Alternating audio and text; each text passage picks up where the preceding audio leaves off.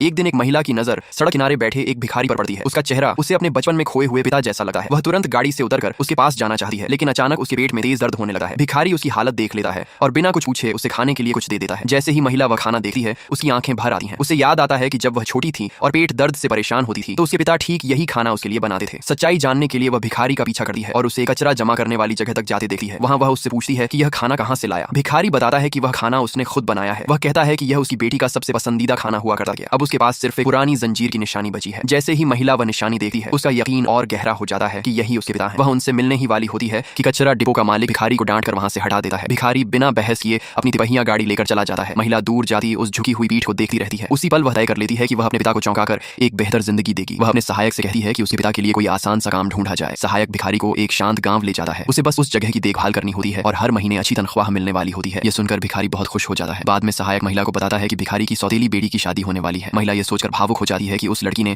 20 साल तक उसके पिता का साथ दिया। वह सहायक से कहती है कि शादी के लिए सबसे शानदार इंतजाम किए जाए, लेकिन सच्चाई कुछ और ही थी। सौतेली बेटी अपने पिता की गरीबी से शर्मिंदा थी। उसने चालाकी से उनकी सारी जमा पूंजी हड़प ली और उन्हें शादी में बुलाया तक नहीं। महिला यह जानकर हैरान रह जाती है और तुरंत अपने पिता को शादी में लाने का इंतजाम करवाती है। जब पिता शादी का पोस्टर देखते हैं तो उन्हें लगता है कि शायद बेटी ने उनके लिए कोई सरप्राइज रखा है। वे खुशी खुशी शादी हॉल पहुंचते हैं, लेकिन उन्हें नहीं पता होता कि बेटी ने अपनी जगह किसी और को खड़ा कर दिया है। दूल्हा पिता को नीची नजरों से देखता है और सबके सामने उनका अपमान करता है। वह उन्हें धक्का दे देता है, जिससे वे गिर पड़ते हैं और उनके नकली पैर का सहारा भी अलग हो जाता है। उसी पल महिला वहां पहुंचती है। यह सब देखकर उसका गुस्सा फूट पड़ता है। वह सबके सामने घोषणा करती है कि यह भिखारी नहीं बल्कि उसका पिता है और वह खुद उसकी खोई हुई बेटी है। इसके बाद वह उस झूठ